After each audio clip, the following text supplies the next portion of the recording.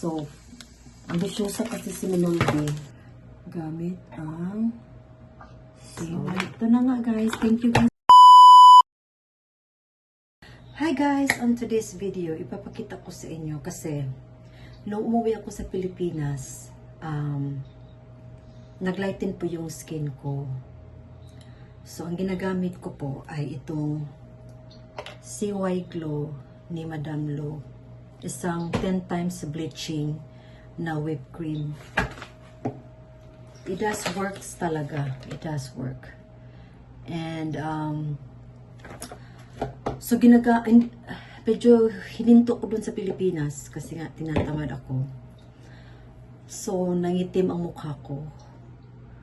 Tapos, kailangang hindi ka maarawan. Hindi ako nagdala ng payong. Sobrang init ng pag-uwi ko, guys. So, ito, gagawin ko to ngayon para may ma-post tayo. Ano siya, 2 hours ko siyang ibabad. So, I have to do this straight para makikita niyo ang difference. O, ito, naglighten na nga siya kasi 1 week ko nang ginagamit. Tapos, ito po ang aking sunscreen na gel cream sa CY Glow pa rin. So, ito na ginagamit ko kasi nga yung ibang super mahal na hindi wala namang nag-work. Ito nag-work talaga. So, kahit hindi tayo na arawan, kahit nasa bahay lang tayo at nagluluto, maganda talaga tayong mag-sunblock. Mag-sunblock talaga. Yun lang talaga ang masasabi ko sa inyo, guys. Because, hindi lang sa araw mag-sunblock, kahit magluluto, guys. I know, it's 200 something ito. At saka itong set na to, yung glass skin ni CY Glow, ano to, 200 something lang siya. Ito ang aking night cream. At ito ang aking toner. CY Glow lahat ang ginagamit ko, guys. At ito ang whitening cream pang day. After kong ilalagay ito sa daytime na cream, I put on top of it ang sunscreen. At ito ang sabon ng CY Glow. Yan. So, ngayon, hindi na ako lalabas. Dito lang ako sa bahay kasi day off ko. Papakita ko sa inyo. 2 hours kong ibabad ang aking itong bleaching cream. Yeah. Imamassage ko siya while applying it. So, nilagyan ko lang siya para hindi mag-messy yung hair ko. Wow. So, i-apply ko lang siya ng ganito. While applying it, ginaganon ko rin siya. Kasi naglalighten talaga yung skin ko. Nung pagdating ko sa Pilipinas, talagang makikita mo talaga sa picture nung pinopost ni Ado, yung nasa Simala kami, bago ko lang dating, mga few hours. Talagang makikita mo talaga ang result. It's just happened na I was so careless na hindi ko iningatan yung skin ko. So, sobrang init dyan sa Pilipinas. 8 weeks ako nandyan. So, talagang, ngayon, I decided na pag uwi ako ng Pilipinas, kahit saan ako magpunta, magpayong gyud ko or magkalo. Kala mo kung kapoy na bitaw kayo nga, marag naik-artihan na namang dadalag payong ang tadi ka Pilipinas, pero ang atong skin mo ay mag-suffer.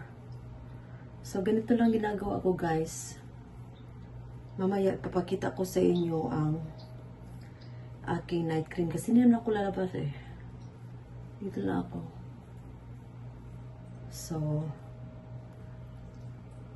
ilang i-massage siya. Kasi pag nilagay mo lang siya na walang massage, walang mangyayari. So, diba, nag-ibang mukha ko, pumuti. Joke. So, ito lang ginagamit ko, guys. It really works.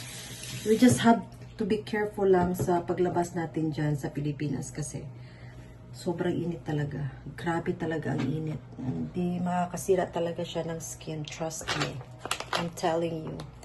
Proven na yan sa akin na masisira talaga ang skin natin. So, yan lang guys. So, 145. So, 3:45 ako maghilamos. Yeah. So, ito lang. Tapos, isang set nito. Talagang marami akong binibili, guys. Galing dyan sa Pilipinas. Kasi dito sa Amerika, mahal na siya. Ito. Ang dami kong binili. Sobrang dami kong binili. Kasi mahal ito sa ano eh. Meron naman dito, guys. Pero, mahal siya. Mahal. So, ayan. Yan ang po ang binili ko. Na ano. Na CY Glow. Meron pa akong 5. Tapos, nagdala talaga ako ng maraming sunscreen na CY Glow din. Meron din ako nito. Itong 24K Gold na sunscreen. Maganda din to, SPF 45. Yeah.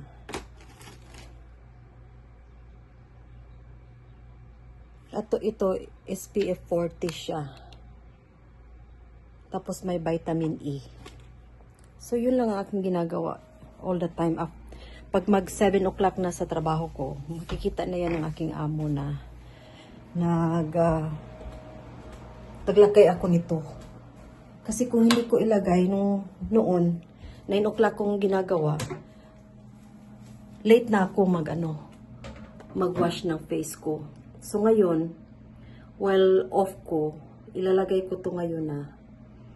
Tapos, I'll take it off at 3:45. So, mag-iba talaga yung skin mo guys. Mag-lighten siya talaga. So, yun ang ginagawa ko lagi. Mula nung tumanda ako guys, talagang ang aking body weight, ang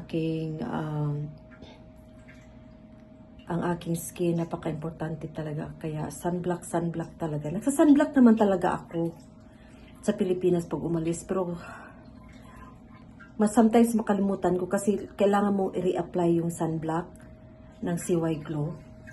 Sometimes makalimutan ko. Yun na nga eh. So ngayon, I learned in hard ways. Hard ways talaga ang dami. So, kahit nagluluto tayo guys, nalaman ko yan nung nanood ako ng video ni Ami Perez, yung host sa It's Showtime. Nakita ko yung isang vlog niya na sabi niya, even if you're cooking, kailangang naka-sunblock.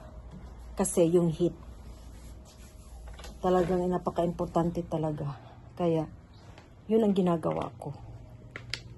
From that time, that was long time ago nung nanood ako ng isang video niya about taking care of our skin. Doon ko napanood.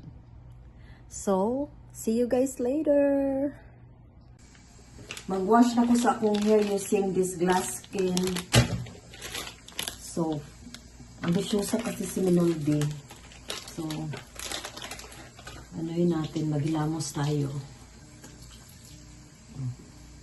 Mawag yung asawa ko. Yeah. So, maghilamos ta. Okay, namutang ng tagputi.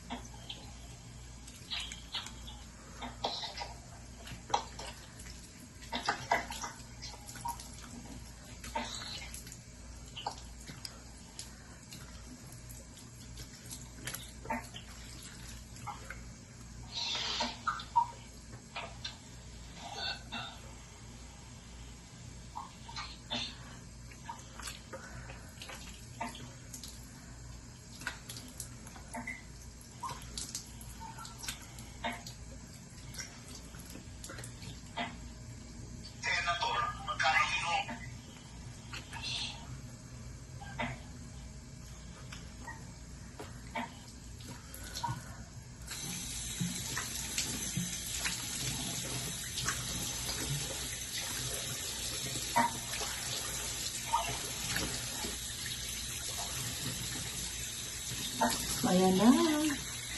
Tapos ko na inaano yung mukha ko. Hugasan. So, maglagyan naman tayo sa ating night cream. So now guys, mag-toner gamit ang CY Glow.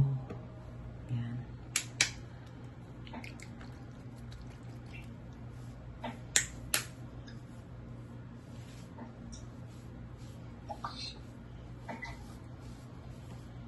Hindi lang talaga ako gumamit ng umbrella sa Pilipinas, kaya ano talaga, grabe talaga yung epekto. Kaya dito pa lang sa Amerika, bili na ako ng aking gustong brand na payo. Para yun na ang gagamitin ko all the time. Kasi sobrang init sa Pilipinas, mas makasunog yun na sunog yun na maski pag kung sa imong ibutang. Plus, they already said na kailangan dalhin lagi yung sunscreen. Kasi pag retouch, hindi ko nagawa. Kasi nga, yun nga, kumpiyansa. Ngayon, ito night cream to. Hindi ko kailangan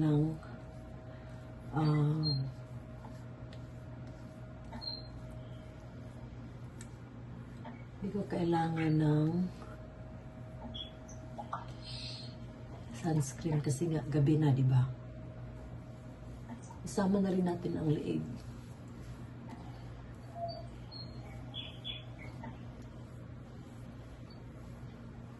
Di ba?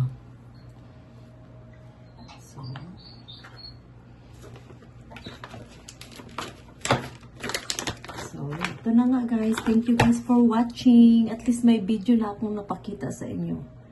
Kasi, naglalagay ako ng night cream.